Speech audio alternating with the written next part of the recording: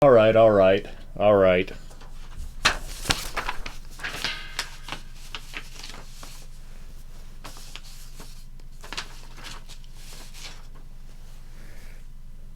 Based on last time's performance, I'm going to say I need more alcohol.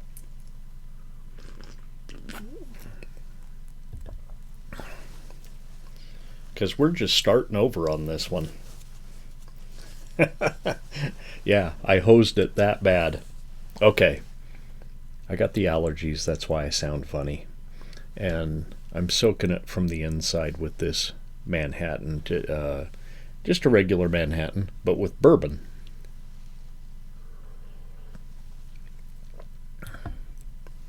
Our friend Percival isn't on strike again, don't worry. He's just got bronchitis from this same shit I have. I'm really hoping that I don't go that far this spring. So, welcome to the late night picture show, kids. We're going to do our best to get through it with my makeup on my face.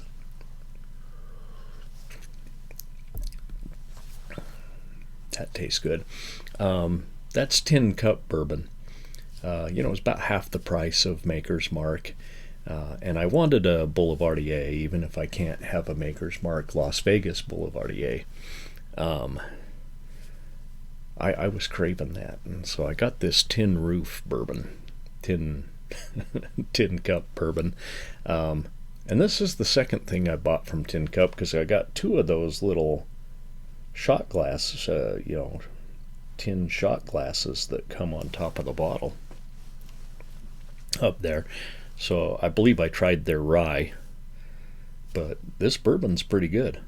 And yeah, about not quite half the price of the Maker's Mark.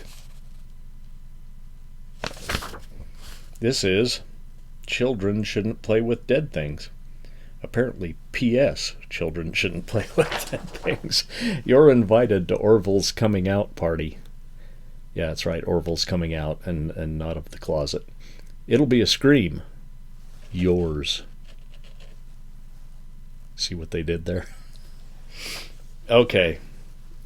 A Benjamin Clark film starring Alan Ormsby, Jane Daly, Anya Ormsby, Jeff Gillen, Valerie Momchez, Paul Cronin, and Seth Sclary as Orville. Okay, we'll just set that over there. Nice and easy. Let's see if I can not fuck it up this time. 1972 Gemini Film Distribution. Directed by Benjamin Clark, as it said there. Benjamin Bob Clark. You probably know him as Bob Clark. And yes, he went on to have an illustrious career in Hollywood. A ragtag theater group led by the pompous, extravagant weirdo, the likes of which we haven't seen since Beyond the Valley of the Dolls some 2 to 3 years ago, heads out to an island graveyard for some hijinks and role-playing. Okay, theater kids. They're in college, I think.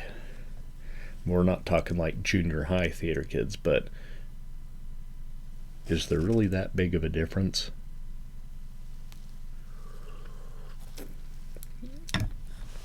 I see like strange shadows on my face.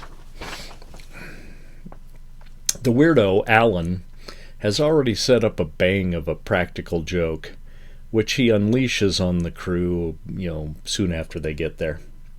Then Alan, in his worst Shakespearean acting, tries to conjure up the dead for real. Yeah, very dramatically.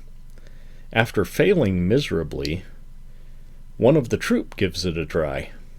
Up until now, all this bohemian JAP has done is spit out really, really bad one-liners every time Alan speaks.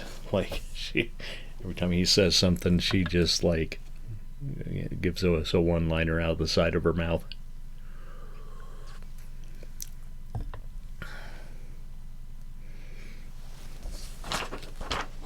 And by JAP, I mean Jewish American Princess. In case you don't know the lingo.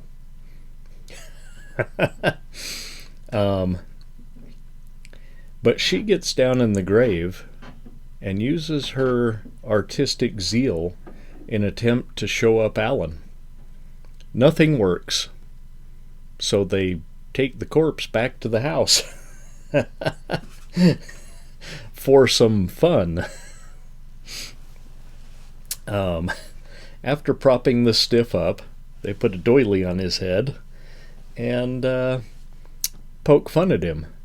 That is until one of the girls, you know, the one who's a little bit mentally unstable and like a little bit fragile, like apologizes to the corpse and pleads with Orville there to forgive them.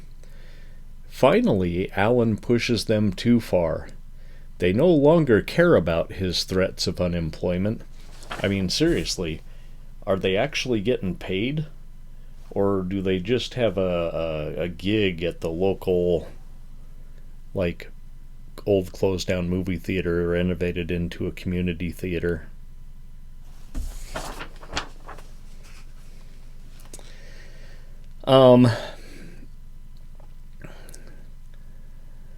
They set out for the boat to escape the island. Too late, however. The dead are springing up out of their shallow graves, and they are hungry for flesh. You didn't see that coming, did you? Most of the group makes it back to the house, and they hole up Night of the Living Dead style, boarding up the windows, putting furniture in front of the doors, in a vain attempt to escape the zombies. Yeah. Good luck, theater nerds. Good luck. I'll toast you. Okay. Let's wrap it up here. This is an obvious attempt to cash in on the success of prior zombie movies. Mainly Night of the Living Dead at this point. With some occult flavor thrown in. Because in the early 70s, we had movies like Season of the Witch from George A. Romero, as a matter of fact. You know, the occult was all the rage in the early 70s. Where it fails is that it can't seem to shake this, like, homemade feel with, like, a theater troupe that really seems to be like right out of a local community college. There really isn't anything good about this film. Director Bob Clark went on to make everything from Porky's to the absolute classic A Christmas Story. Yeah, you've heard of Bob Clark. But this is one of the worst movies I've ever seen. And that's saying something. I've seen some pretty bad movies. The only thing I liked about this movie was Alan's striped pants. 0. Where is it? 0. I hear Charlie roaming around up there. He best get back to bed.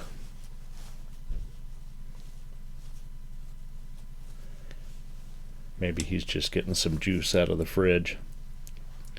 Anyway, we need to make another one of these, so let's all go to the lobby and make ourselves a drink. Let's all go to the lobby. Let's all go to the lobby. Let's all go to the lobby to get ourselves a treat. Delicious things to eat. The popcorn can't be beat. The sparkling drinks are just dandy. The chocolate bars and the candy. So let's all go to the lobby to get ourselves a treat.